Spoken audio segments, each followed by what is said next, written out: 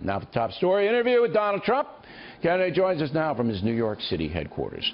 First of all, you still believe that Egyptian airliner was blown out of the sky? There's a lot of different speculation now.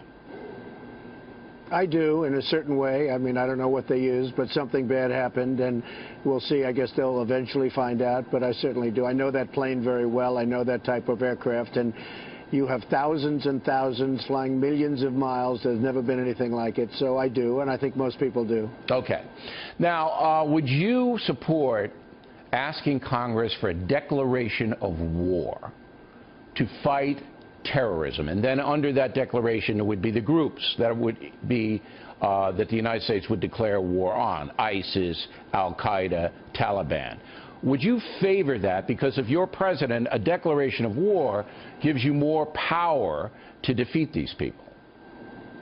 It wouldn't bother me at all doing that. We probably should have done that in the first place. Look, we are at war with these people, and they don't wear uniforms. It's not your traditional war where it's a war against Germany, Japan, or whoever. This is a war against people that are vicious, violent people that we have no idea who they are, where they come from.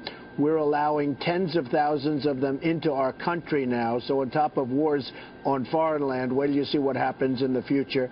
It's probably not going to be pretty. I hope I'm wrong about that, but it's probably not going to be pretty. But it's speculation. And we are allowing, Bill, well, that's not speculation. We're allowing people into our country. We don't know who they are, where they come from. They happen to have cell phones. Some of them have cell phones with the ISIS flag on them. So I think it's something we should be. We have to be very tough and very vigilant. And you've done very well with your national policy, national security policy. But I want to get you on the record. Would you ask Congress to pass a declaration of war if you're elected? I would have no problem with doing it, Bill. Okay. That doesn't mean you do it, but I'll take that. Now, no, we discussed... I'll study the facts. I'll study the facts, but I think right now I would have no problem with doing it because we are at war. All right, because it does give the president more power in waging the fight. Now, you and I have gone around and around on ISIS a little bit, and your theory is that you take their oil away, you strangle their ability to finance themselves, and that's one of the components. I say that if you do that... I've said that for a long time. Right. I say if you do that, it's going to be a bloodbath. They're not going to give that oil up easy, so you're going to have ground troops to do it, and it's going to be a bloodbath. How about this? Would you support declaring that anyone buying oil from ISIS is an enemy of the state? That means an enemy of the United States. That way, anybody who buys it, we can drop a drone on.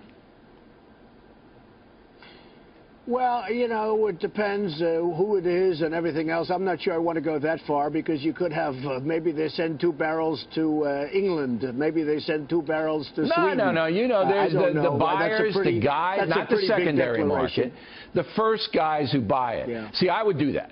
I would say enemies of the state, you buy from ISIS, and I'm going to come get you. That would dry up their oil. That would put them out of the oil business, as they say in Texas. I can tell you right now, we're not even hitting the people that are buying it on site, the trucks and all of these big trucks are driving in, we're not even hitting them. In fact, they say don't hit them. We have transmissions of the military saying don't hit them.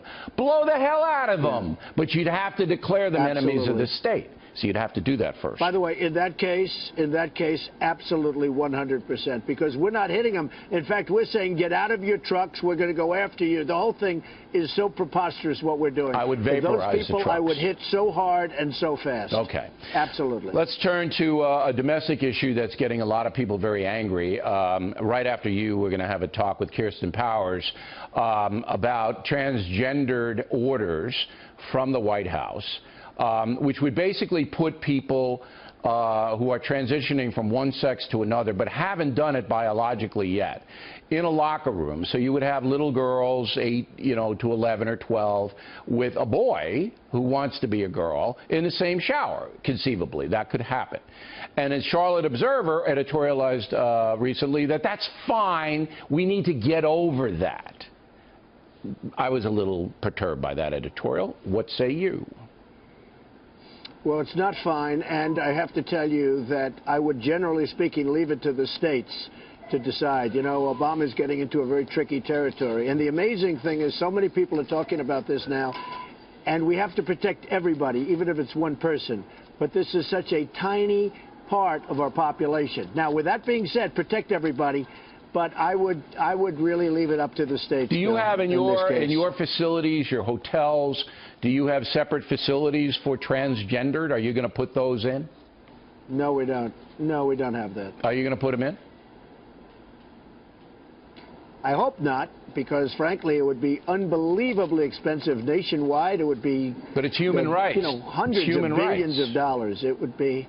Well, I don't know about human rights. I can tell you that it would be an unbelievably expensive thing to do, and I think our country really wants to be spending money on other things in terms of let's build more buildings, let's create more jobs, let's do something. But that would be an unbelievably expensive situation to do, unbelievably. And frankly, the number of people we're talking about is really a small number. Yes, again, small. Protect them, but it's a very, very small number. Okay. I think it was today on the internet you put up some stuff about Hillary Clinton and Bill Clinton. It's kind of tawdry stuff, and I'm not sure that this is a good thing to do that. You're talking about what I'm doing? Well, I'm only responding to what they do. They've been nasty. She's been very nasty, and I said I'd like it to be on policy, Bill. I'd like it to be a straight right down the middle. And by the way, the one thing you didn't mention about the polls, number one, I think I am popular with people. I really do. And I think a lot of people that maybe say I'm not, they're going to still vote for me. But you didn't explain that I was winning in most of the polls now. I'm winning in the tracking polls, and I'm winning in most of the polls against Hillary. But we did that on Thursday. Which I think is maybe... We reported it first on Thursday. A lot of people maybe didn't see that show. No, everybody watches every night. Some people might not have seen that. No, they all saw it. Okay, maybe you're right. Every human being on earth knows and saw that because it goes on the internet. Okay. And you tweeted about it, and everybody reads your tweets. So that's been out. But I understand what you're trying to do here is inhibit Mrs. Clinton from attacking you personally by saying, if you play that game, then I can come back 10 times harder. I understand that. But you know that it makes the country look bad abroad and things like that. That's what worries me. I mean, I understand the Clinton attack machine. I got it. And I think it has to be dealt with somewhat. But I think maybe caution. Well, I don't like doing that. I don't like doing that, but I have no choice. When she hits me on things, I just have no choice, so you have to do it. It's unfair. And, you know, they're dirty players. They've been dirty players historically, and I have to fight back the way I have to fight back. All right.